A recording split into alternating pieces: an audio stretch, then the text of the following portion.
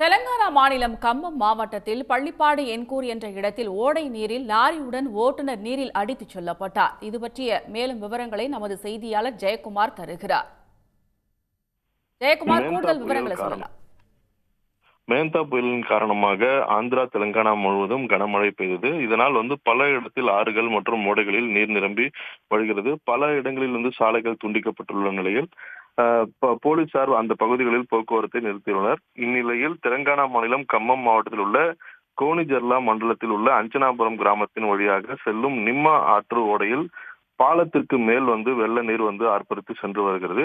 இதனால் அப்பகுதியில் போலீசார் பொதுமக்களை செல்ல வேண்டாம் என்று எச்சரிக்கை விடுத்துள்ளனர்.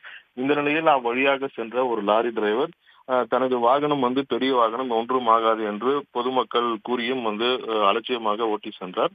இதில் நீரின் வேகத்திற்கு லாரி அனைவரும் பார்த்து கொண்டிருக்கும் போதே நீரில் அடித்து செல்லப்பட்டது. இந்த டிரைவருடன் அடித்து செல்லப்பட்ட லாரியை மீட்பதற்காக போலீசார் தற்போது தீவிர முயற்சியில் ஈடுபட்டு வருகின்றனர். உடனுக்குடன் செய்திகளை தெரிந்து கொள்ள சன் நியூஸ் பெல் ஐகானை கிளிக் பண்ணுங்க.